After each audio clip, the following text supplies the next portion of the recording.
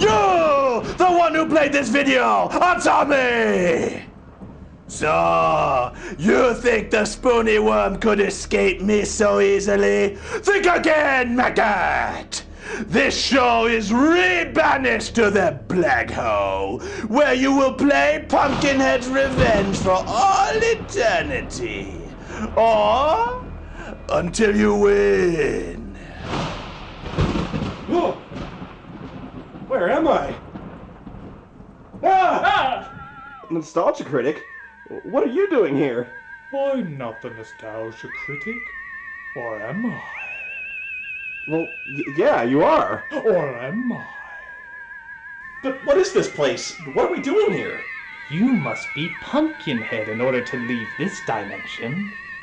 Or do you? Oh, come on. This is all because I raped you and Spoony was Spoony too, isn't it? Yes. Or is it? No, it is. Yeah, but I can't beat that game. It's impossible. You should get that LORDKAT guy. He can beat anything. Or can he? Poof. Wait, what'd you call me? No, that's just what I say when I disappear. Poof. Your eternal failure only serves to bore me, Spoony Worm. I've decided to send you help. Because you see, even if you beat Pumpkinhead, there is no victory. There is only more madness.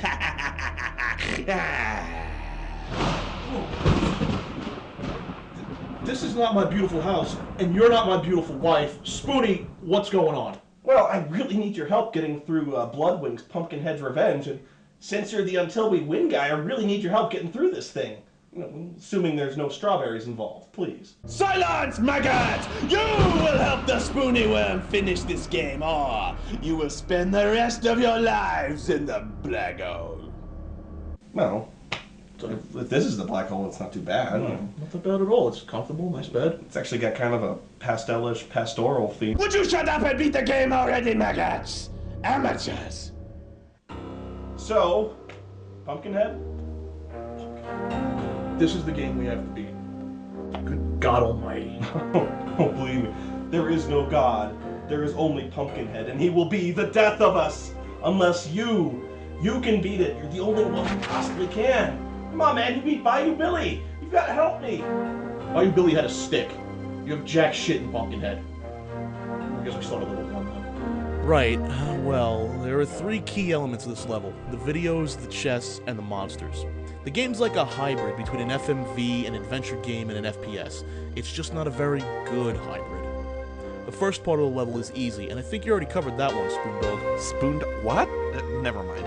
Yeah, you collect the Tantanic crystals in the underworld by jumping into the vortex left behind by the Stay Puft Marshmallow Man's retarded stepchildren.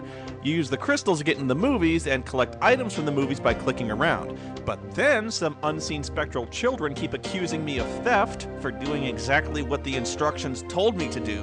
They keep stealing my inventory, and I give up in frustration. Okay, we got that. That's cool. But what in the hell am I supposed to do after that? You think like an adventure game designer. Think of it like this. You've got an inventory of items, and they all do something. It's just a matter of figuring out what you're supposed to do with them. So things like the map will show you a map when you use it, and keys let you open chests, right? Well, that's all well and good, but what in the hell am I supposed to do with a vial of blood? And why do these children keep stealing my inventory? Well, the vial of blood shows you where secret entrances are. Oh, okay. Small question. Why does a vial of blood show you secret entrances on a map? Spoons, you're not thinking like an adventure game designer. Alright, close your eyes and pretend you're Roberta Williams. Now listen, I know you don't have the breasts for it, but pretend you're her with some serious brain damage. You have a shovel. What do you do with it? I dig a hole and I bury this flaming turd in it. No, dude. What is the shovel made out of? A wooden handle and a metal spade. No. You gotta think like a designer. It's a stick with a piece of metal at the end. What do you do with that? I swing it really hard and hit shit with it. Exactly. All right, look, we're not getting anywhere doing this. So this is like an adventure game, right? Those games are based around the items you have, so what other items are in this festering pile of slug vomit? Well, there's a candle and flashlight, and you use those to light dark paths. And the Hunter's License lets you see enemies on the map, and that comes in pretty handy later on. Oh, I get it now, so the watch stops time. Yeah, they're kind of ripping off Castlevania there. And the fire extinguisher puts out fires. Not exactly. Oh, so you use it to bash monsters in the head. No, actually, you use it to recover health. Wait, what? Yeah. You use a fire extinguisher in the zone of nothingness. It's covered in lava, so you gotta freeze it to walk over the lava. You gotta freeze the lava, which fills the zone of nothingness, the void of nothingness. Wait. Okay, so the fire extinguisher freezes somehow the sea of superheated magma, so you can walk over it, shoot the bouncing globes that restore your health, and this makes no sense. It makes less sense than fucking Blitzball, man. But at least Blitzball was integral to the plot. Well, moving on. Anyway, you're also gonna need a mirror and a newspaper to beat this level.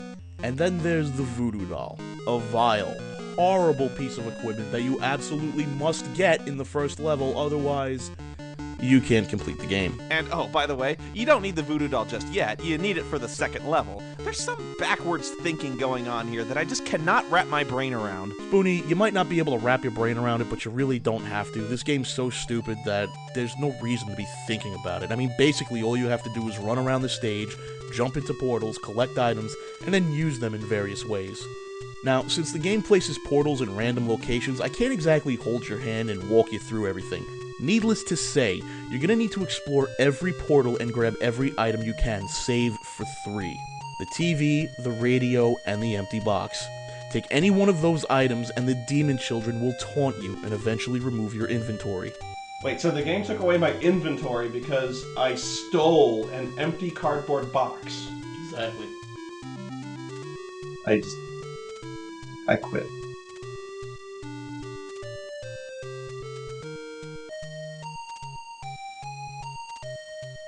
I forgot I can't leave. As you wander around the level, you'll find a lot of treasure chests with glyphs. You need to open every single treasure chest in this level to make damn sure you have all of the glyphs. If you're missing one, you won't be able to beat the level. So you get all the glyphs and the items you need, and eventually you'll wander around the level long enough to find Olmec here. And believe me, when I learned how to beat this first stage, I damn near had a brain aneurysm. You talk to the big giant stonehead, who will tell you that he's the gatekeeper and is waiting for an offering. How do you know which offering he's waiting for? Well, you equip the mirror, and then look in the mirror that's already in the room. It'll show you the reflection of the glyph you need to select.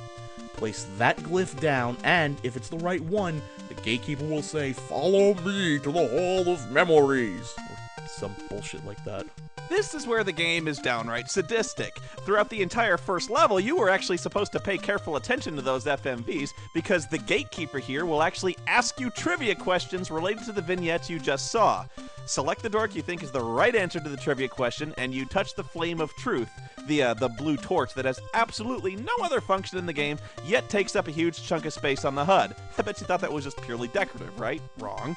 But if you get it right, you move on. Chances are, though, that you'll completely fuck it up and die. And that's where the newspaper comes in. Apparently the developers knew that they created a mess of a game, so they put in a cheat. If you grab the newspaper in the cinematic where you're not allowed to grab anything else, you can use it here to find out which portrait is the correct answer. Okay, wait, so a newspaper, which has already been printed, has the answer to a future trivia question asked by Olmec in a purgatorial parallel dimension. In a way, yeah. Ah! Makes no sense! Makes no sense! So you enter level 2, and this is where the true misery starts. If you thought Periphery was bad, just wait until you have to figure out what the hell you're supposed to do in Purgatory. In this level, instead of getting objects from cutscenes, you get to choose who lives and who dies. The only problem is that you absolutely must know who lives and dies in the second Pumpkinhead movie, and if you don't, you're just going to be playing a long, tiresome guessing game. There are actually only 2 people who survived that movie, Jenny and Jane. Everyone else has to die in order to obtain the item they're carrying. Because when people die in this game, they reappear in front of you dressed as a monk, and they hand you some useless children's toy, and they say, I hope you know what to do with this. Well, no! I don't! What the fuck am I supposed to do with a fire truck? What the fuck? You'll also have to collect their souls from the hands of destiny. This is boring and tedious. Of course, that's not all there is to this level. Oh no, sir. There's also the Hell Room. The Hell Room. Oh yes, the Hell Room. You see, there are a variety of enemies in this level that, once you kill them, don't actually die. They're simply sent to the Hell Room, and once you've killed all of them, this room is filled to the brim with enemies, making it damn near impossible to get through. And it gets worse. You know those lost souls you have to save? Well, every time you find one, it gets whisked away to the Hall of Purgatory, which is basically a cattle farm for souls. Go to this room, avoid pissing on the electric fence, and then capture the soul. After you collect all 9 lost souls and all the items from the cinematics, fight your way through the Hell Room, or if you're smart, you went through this room once after every time you killed an enemy, to the Gatekeeper's room. He'll tell you to follow him and then ask you yet another trivia question from the movie. It's here that you've got to look at your newspaper again to find the answer. Select the right answer, touch the flame of truth, and... Now you're taken to Pumpkinhead's lair, and it's here that you can finally end this miserable game. The only problem is that the requirements for reaching the end are random. By random, of course, you mean you can't explain it. No. By random, I mean if you didn't collect every single item from the previous level, this game will probably fuck you over. You have to watch 2 cinematics here. One of them where Pumpkinhead kills another person, and one where some random person explains what item you need to use to calm Pumpkinhead's soul. It can be any item you collected in the previous level. So basically, you make your way through the maze, jump through a couple of portals, get to the center of the place where Pumpkinhead has his domain, and then you give him a snuggly teddy bear, and then the game's over. You don't actually fight the end boss, you just give him a nice toy. Pretty much. Game's over. Can I go now? I have a crutch which I gotta take care of. Stop! No! You are not done yet! Oh god. What do you mean, oh god? What do you mean we're not done? We just beat the game! He's gonna make us watch it. Like, watch what?